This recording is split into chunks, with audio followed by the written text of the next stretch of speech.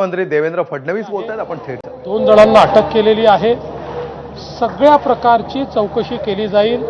कुठल्याही पद्धतीने कोणालाही याच्यामध्ये सोडलं जाणार नाही. हे जी काही संपूर्ण घटनाक्रम समोर येतोय याच्या तळाशी जाण्याचा प्रयत्न हा पोलीस करत आहेत. सगळी माहिती बाहेर आल्यानंतरच या संदर्भात अधिकारिक बोलणं योग्य ठरेल. देवेंद्रजी फारला अभय दिलं असं म्हणतात आहे आणि बाकीच्यांवर गुन्हे दाखल केल्याचे विरोधक आरोप करतात. ज्यांना FIR काय असतो हे समजत नाही असेच लोक अशा प्रकारचा आरोप करू शकतात. FIR दाखल करत असताना ज्या एक्सप्रेस पार्टीज असतात त्यांच्यावर FIR दाखल होतो. यामध्ये ती जी कंपनी आहे त्या कंपनीचे जे ऑथराइज सिग्नेटरी आहेत त्या सिग्नेटरीवरच FIR दाखल होतो. तो FIR दाखल झाला आहे.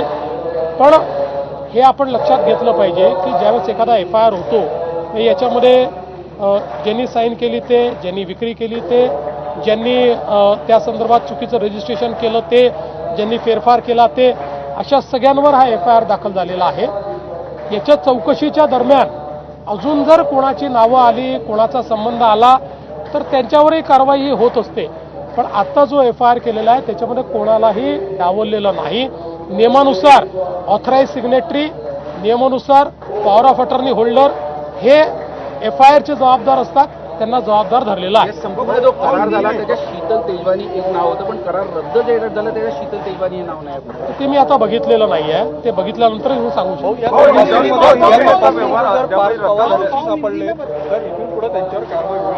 असं आहे की आता तुम्ही अहवाल येऊ दिला पाहिजे.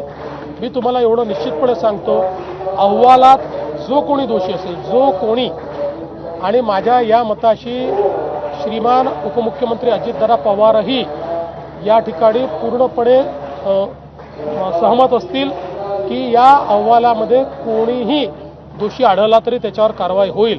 बघा, आम्ही कालही एकाही मिनिटाची वाट बघितली नाही. तात्काळ जे प्रायमा फेसी अधिकारी होते त्यांना सस्पेंड केलं आणि जे प्रायमा फेसी दोषी दिसत होते त्या सगळ्यांवर FIR केला. त्यामुळे सरकारला कोणाला मागे घालायचं नाही, सरकारला काही लपवायचं नाही. अशा प्रकारे जर कोणी चुकीचं काम करत असेल हे सरकार तरी मागे घालणार नाही. मुद्रांक शुल्क माफ झाल्याशिवाय व्यवहार रद्द होऊ शकत नाही असं म्हणतात. मुद्रांक शुल्क भरल्यानंतरच व्यवहार रद्द होणार. मी यापूर्वीच सांगितलेलं आहे की मुद्रांक शुल्काच्या संदर्भातली नोटीस ही देण्यात आली आहे. ती भरल्याशिवाय हा जो काही व्यवहार रद्द होत नाही.